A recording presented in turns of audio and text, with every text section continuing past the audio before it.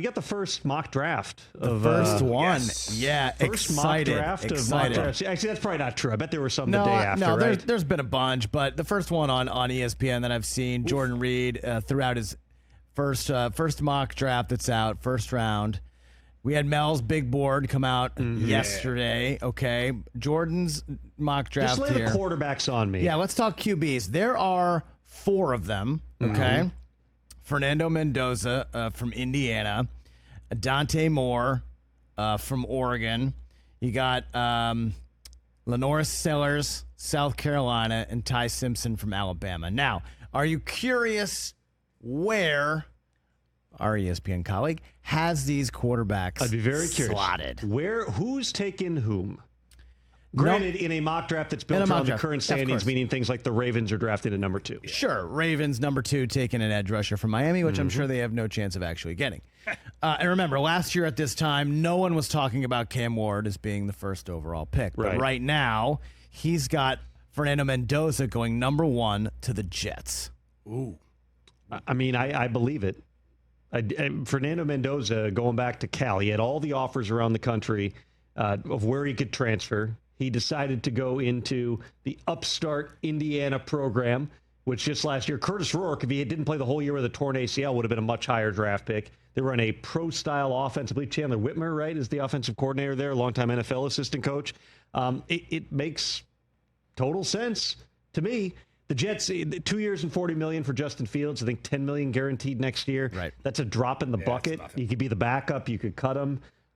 They got to play better as a team, obviously. Last week was just Fields' worst game, but Jets taking a quarterback at number 1, not a shock at all.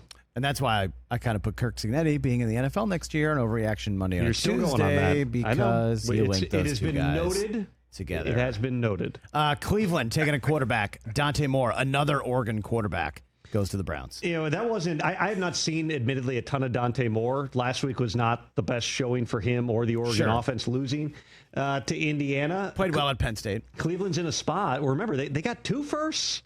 They got the Jaguars first round pick too. And this is precisely why they want to see Dylan Gabriel. They want to see Shedeur Sanders. Did they luck into one? Not luck, but 3rd, 5th round. It's a lottery ticket. Did they happen to pull the right one? Right. That's what we'll find out. Yeah, Lenore Sellers, big guy coming into the season, talking about the South Carolina quarterback. Going number 9 to the Raiders. I mean, Geno Smith has, I believe, 18 or so guaranteed next year.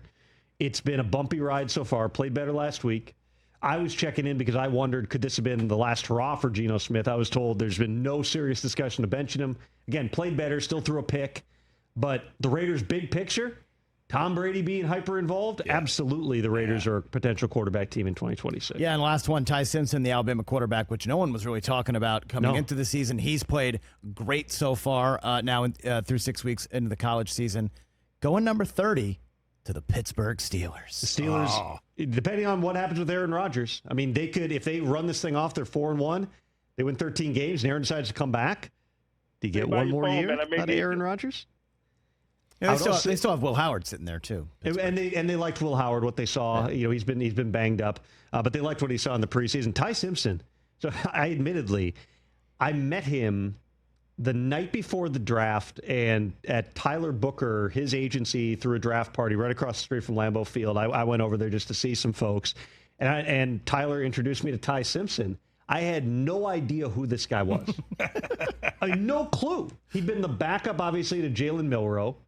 He is best friends, basically, with Tyler Booker. Like, those two are super tight, which, if you think about it, that says something about Tyler Booker, that he was that good of friends with the backup quarterback, but also something about Ty Simpson, that there's something there that even though the guy's not playing, you're still, like, that close with him, that he's the teammate who's showing up on draft night.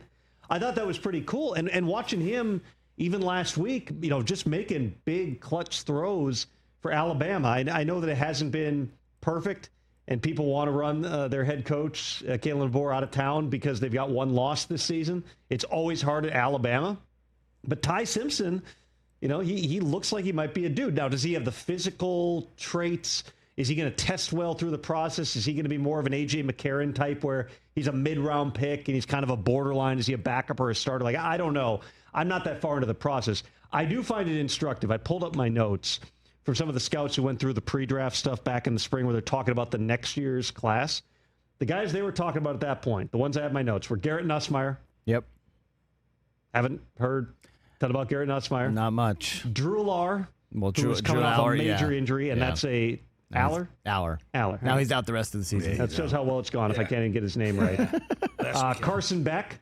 Carson Beck's doing great. He's probably your Heisman front runner right now. But is he going to be a high NFL draft pick? Cade Klubnik, who with Clemson, it's been a rough season for him. But he did not have high grades back in the spring. Like, those are the big name types of guys. The two guys that have made it through are Fernando Mendoza. Yep.